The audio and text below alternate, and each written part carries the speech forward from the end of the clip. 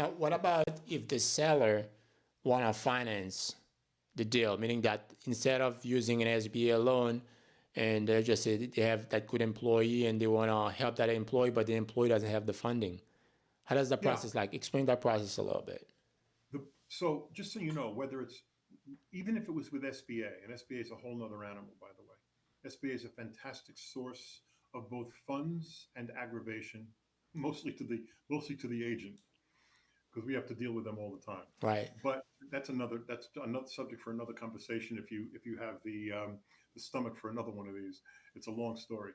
But the SBA, and I know this is not your question, but just taking a little tangent, the SBA loves it when an employee, a key employee of the business, is going to buy it. They love it because they know that they're qualified. They understand the business. So currently, and the SBA rules change all the time. So please keep that in mind.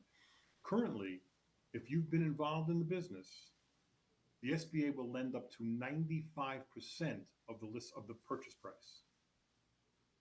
It's huge, Right. which means that the buyer only has to come up with 5%. Right. So on $1 million deal, right? The SBA is going to come up with $950,000.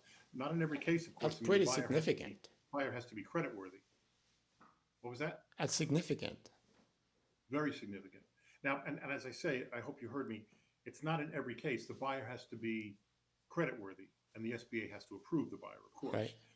Now, in the case of an employee who's a relative, the same thing applies. And typically, although like with me and my dad, typically there's a very harmonious relationship between the two parties if they're related. But and the SBA likes that as well, but oftentimes not. So what about if a business is a franchise?